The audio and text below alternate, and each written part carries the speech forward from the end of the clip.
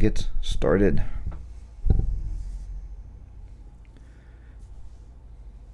Okay.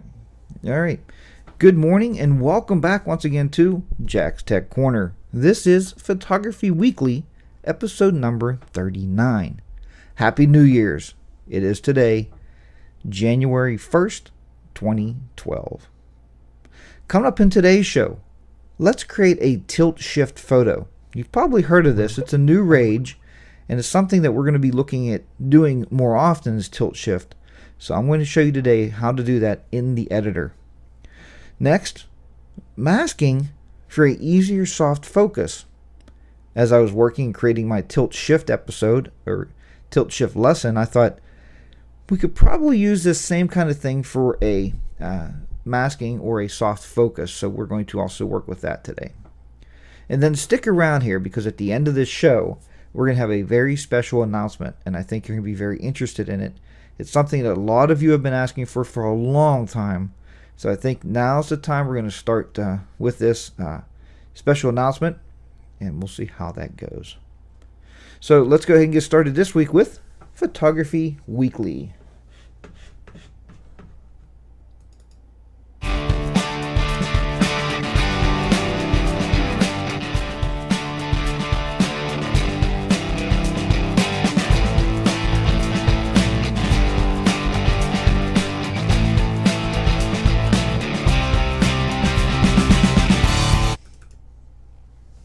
Okay, folks. Well, now we're underway. Now we can get started here with the Photography Weekly. Let me bring back up my chat room here to see who's in there, so we can give our shout outs this morning. Looks like our standard crew has accumulated into the room, and that's good. I must say, I'm going to throw this out there right now. If you guys are watching the chat room, which I'm sure you are, if you're in the chat room, Unidentified 58566. The Happy New Year with the smiley faces is A-OK. It looks really, really nice. Let's see now. So we got Jake in there. Let's start from the top, and we will give our shout outs this morning. First we have Andy Taylor. Good morning to you, Andy. Brian, Cheryl, Deanna, or Dina, D-E-E-N-A. I guess that's Dina.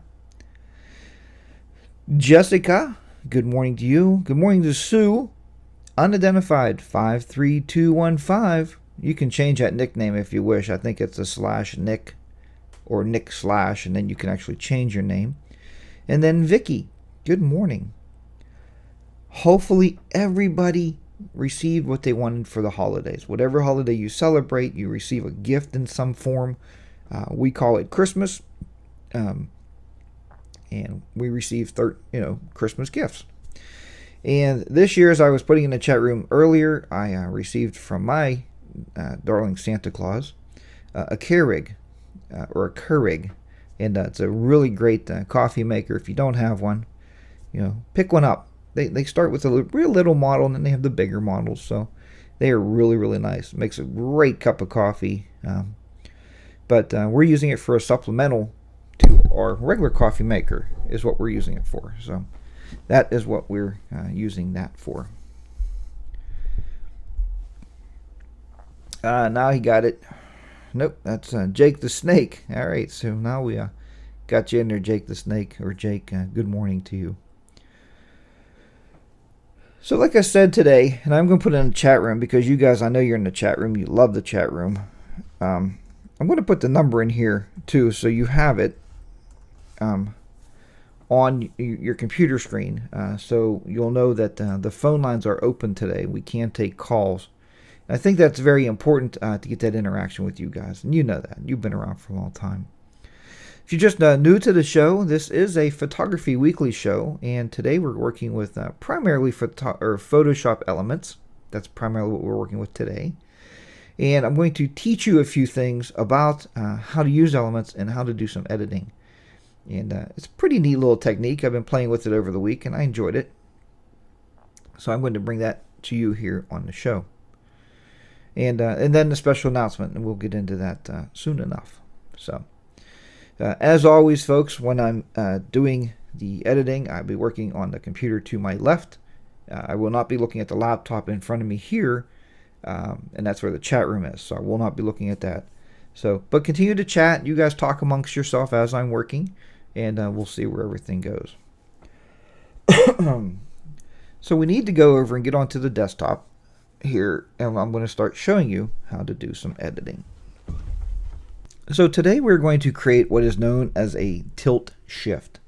Now, a tilt shift is when you're taking your picture, you've probably heard of this, but you're taking your picture and you're actually using a focal point of a part of the picture, but not so much like we would do normally. Normally when you focus a picture, let's go back a little bit, we either focus for the foreground or we focus for the background. So we have a soft focus or a soft blur. Okay, that soft blur or soft focus, however you want to say it, is either in the foreground or the background. Today with a tilt shift, you'll notice that the blur is in the foreground and the background. The focal point is in the center of the picture. Now there's only one lens, and I know you people are going to be saying, Jack, quit making us buy things. And I'm not. I'm just putting out, I don't even own one of these. The only lens I know of right now that will do a tilt shift is a Lens Baby. Because a Lens Baby has this really interesting way about itself where you can take it and you can basically pull that lens in. You can look it up on the internet there, Lens Baby. You pull that lens in and you can change the actual focus or focal point of that lens and give you that soft focus above and below, or foreground and background. So I thought this would be an interesting tutorial, and I thought you might enjoy to see how to do that. But we're not going to capture it in camera because I don't own a Lens Baby. Maybe you do. Maybe you want to run out and buy one. I don't know. But what I wanted to do was show you how to do it in the editor. So let's go ahead and get started with that tutorial here. It's very simple, very easy steps. You could even write these down. I think there's about 8 steps. That's how I actually started playing with this. I wrote it down and started following along and then learning it. So let's go and get started. So here we have a picture of a city. Now first off, the first thing I found is it works very, very well if you use a picture that's shot above coming down.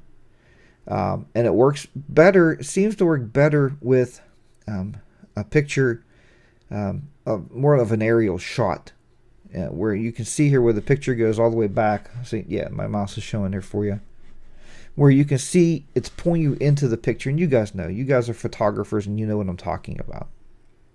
So the first thing we are going to do here with this picture is we are going to duplicate this background layer. And that's either Command J on the Mac or the Control J on your Windows.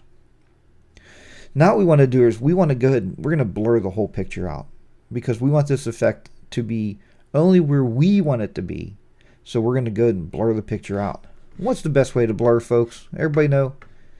You're right. Go under Filter, Blur, and then Gaussian Blur. It's a great way to blur a picture. Okay. Now when you're blurring this picture, if you slide this to the right, let me see if we can, yeah, the whole picture is blurring out. You have to play with this based on whatever scene you're working with. It may be lower for one scene, a little bit higher for another scene. So take your time and actually learn, you know, what setting it should be. You'll get the feel for how it should look. I just want that real soft blur. And something like, we're going to try 3. Yeah, that feels pretty good. That feels pretty comfortable with me right there. Is about 3.0 pixels for a blur. Click OK. Okay, now that you have that really, really nice blur, what we need to do now is we're going to go ahead and add a mask. Now folks, right down here we can see here where we can add a layer mask in Photoshop Elements. But if you're using anything less than version 9, you're not going to have that. It's just not going to be available to you. Oh, don't go running off now. You're going running now. You say, well, I won't watch this episode because I can't do that tutorial. That's not true. All you got to do is click on here where it says adjustment layers, and we've done this, right? People that's owned Photoshop Elements for a while. And just pick out one of these. I used to use levels.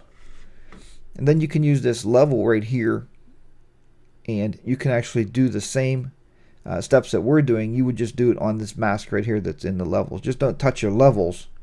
Just use that mask, and you're going to do the same thing that we're doing right now. So you can trick it.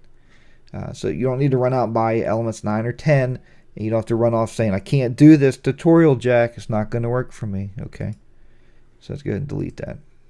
All right. For those out there using 9 or 10, then we're good. We're perfect. Click on Layer Mask. There's your layer mask. Now we're going to click on the layer mask. I like to do that just to make sure that I am working with the layer mask and not something else. And then what we're going to need to do here next is we are going to use a gradient. So the gradient tool, we know we can just hit G on the keyboard and it should switch you right to your gradient, as it did. Or you can put your mouse over here if you like clicking on the toolbar, and you can click on the gradient tool. It's strictly up to you, however you want to do this. At the top here, what we want to do is there is different gradient styles. Here's a foreground and background, which is your foreground and background, whatever you have this palette set to down here. That's where these colors come from. You have a foreground and a transparency, which we've used before in some of my YouTube videos. And then you have a black and white. Okay, that's the one we want to use today for this tutorial. So click on that. Close it. Now right here, we have different styles of the gradient itself. Different ways the gradient's going to hit our picture is what this means. So we have a linear, a radial, an angle, so it's an angle one way or the other,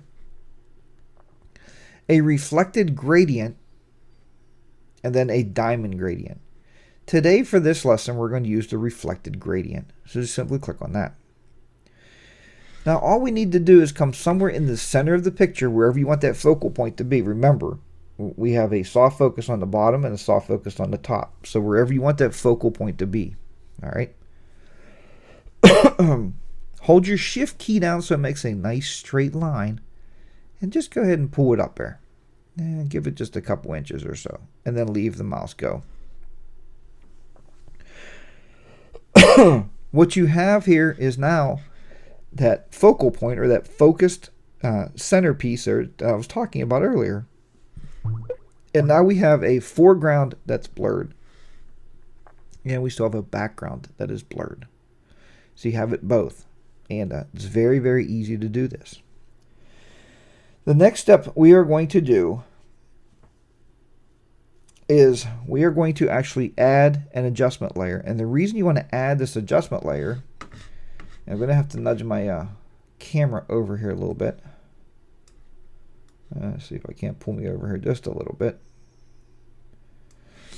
The reason you want to have this adjustment layer is because whenever we blur something, we start to lose the sharpness of that picture, is what happens. It gets a little, I don't know what you'd call that, a little dull, to say anything else. So just go down here and click on your adjustment layers, and we're going to go to brightness and contrast. And then right down here, you're just going to start playing with your brightness and your contrast. But before you do that, you want to make sure you link this to this layer here, because we want to work on this layer. We don't want to work on the whole background, right? To do that, folks, what we're going to do is do a clipping mask. I just go down here at the bottom, right at the bottom where it says adjustments, brightness and contrast. Go down the bottom left hand corner. If you move your mouse over this, if you can't see this as I'm talking to you about this, it will say this adjustment affects all layers below. Click to clip to layer. So click it.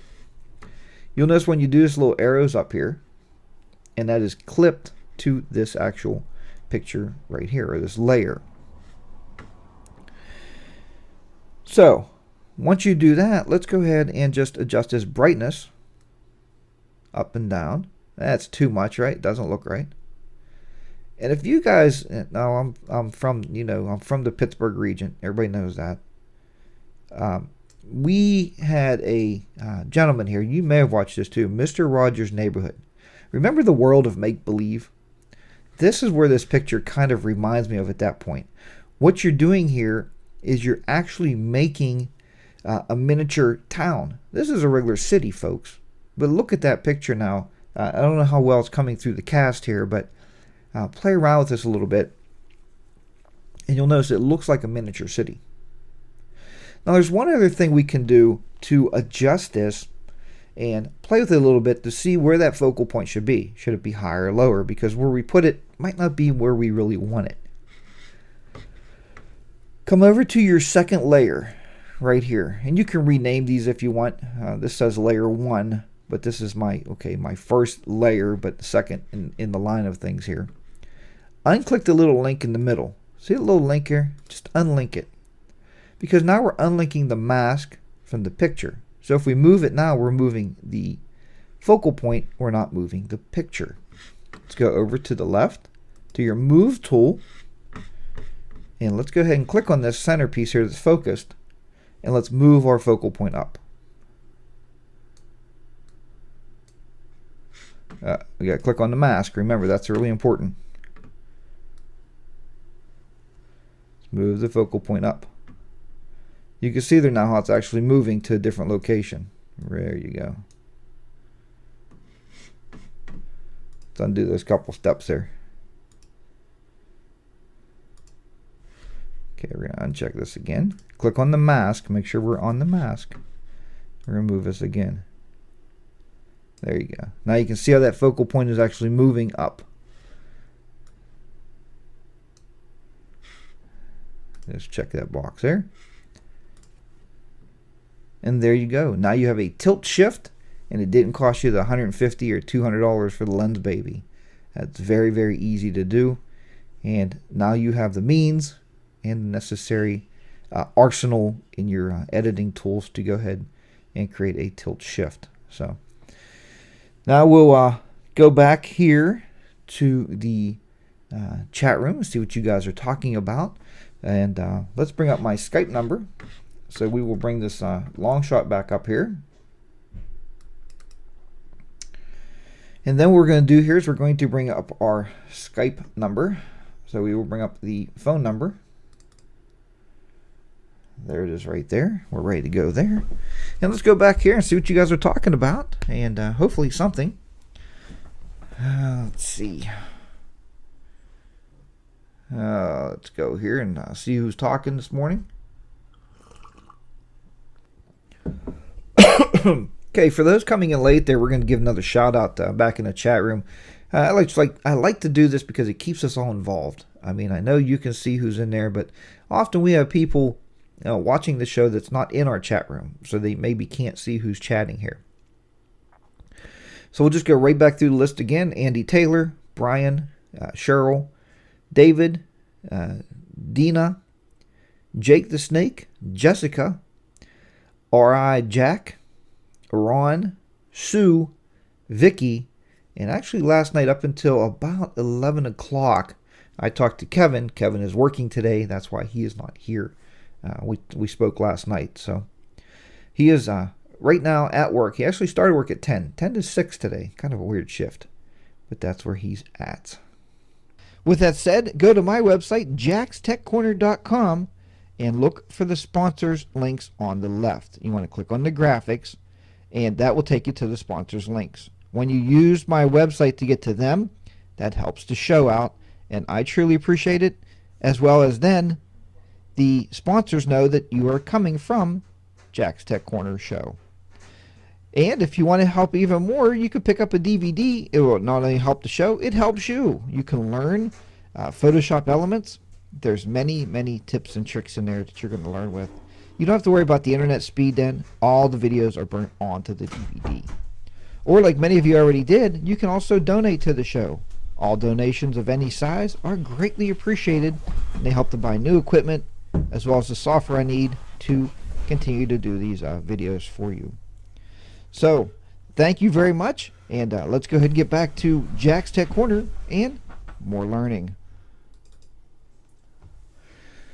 Okay guys, great timing. Got a refill of the coffee cup here, so we're good back in the studio. This camera I've had around forever, and I use this to teach my digital photography classes. It's a Fujifilm. Is Fujifilm even around anymore? Anybody see Fujifilm anymore? And this happens to be a very large, you see it here, very large 5.1 megapixel. Wow. But it does take the well, this is something too here. It takes the XD memory card. Remember those? The XD memory card. It's not really an SD card. I did like this, though. With this particular camera, it's getting harder to find. It uses just regular alkaline AA batteries.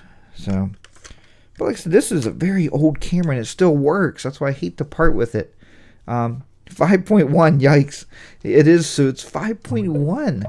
Now, here's something funny with this camera, though. Like I said, I use this because I teach digital photography, and when I teach my basic class, and this is an adult class I teach here, but when I teach my basic class, a lot of folks bring point and shoots in. That's why I have this, and I still use it in class to teach different things like panoramics, and we do all kind of things with this camera. It's really cool. So, okay, and you're right, Jessica, I forgot about that.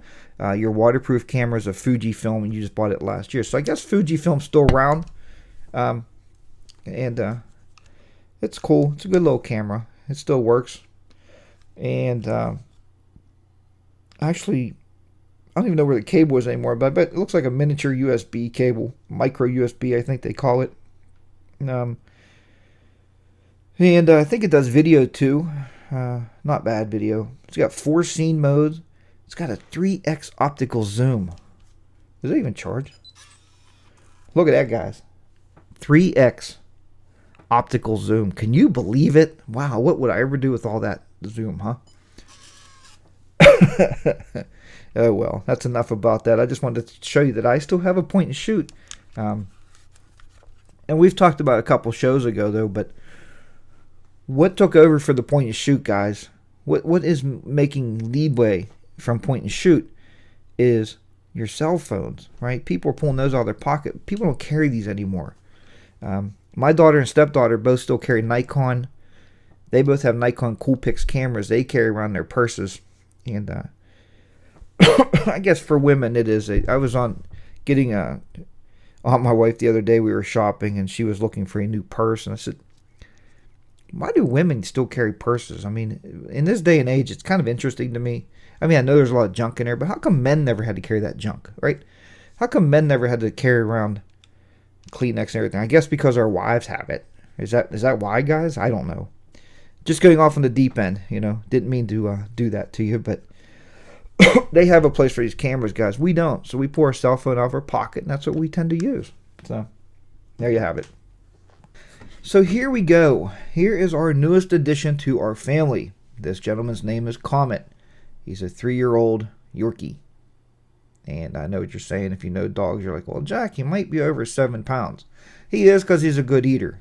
But we took him to the groomer the other day, or the doggy beautician, whatever you want to call these folks. And they gave him a beautiful, nice new haircut. So he is ready to go. And I told him, I said, let's go upstairs. I want to get some pictures of you. I thought I'd have trouble.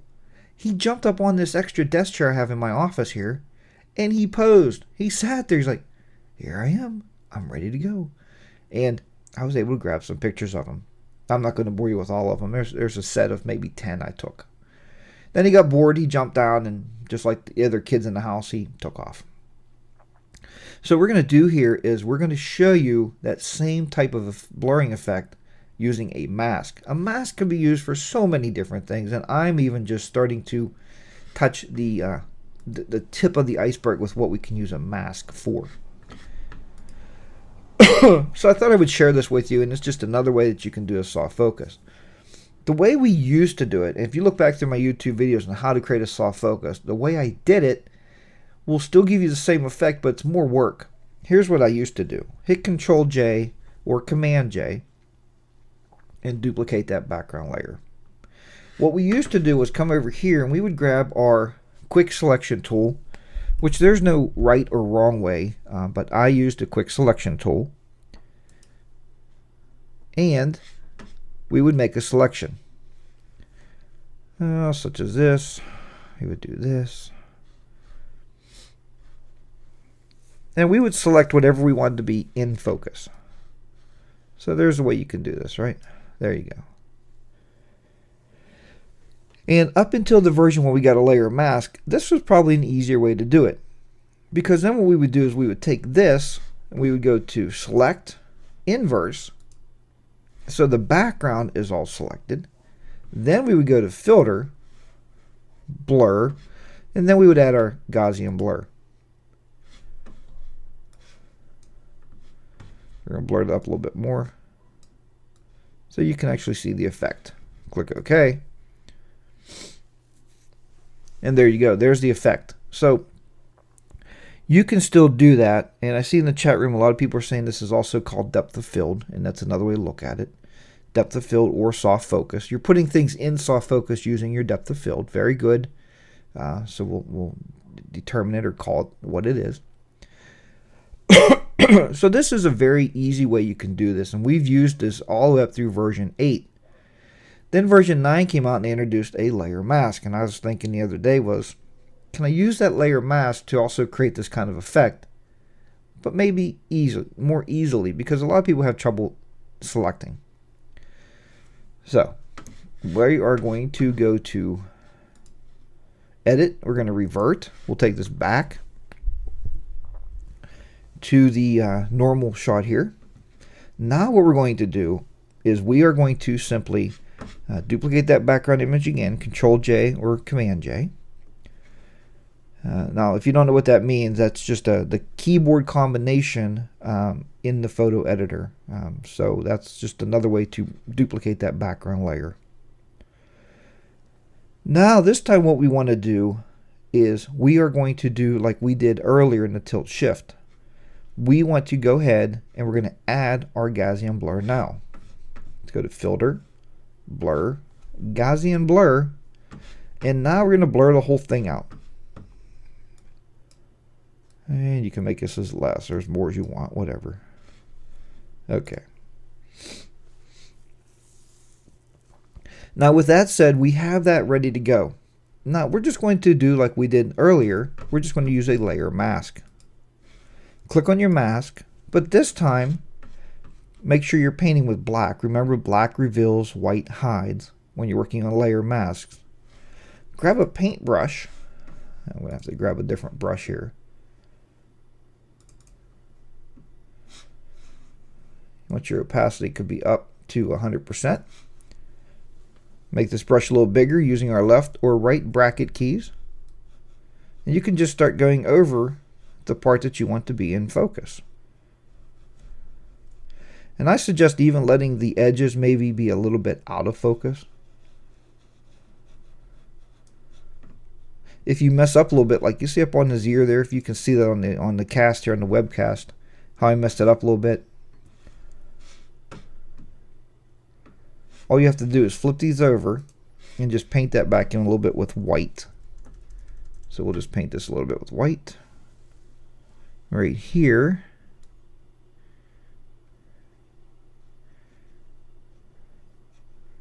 So maybe some people may even say, well, Jack, that's really no more than a reversed selection or something. But so you put that back in there.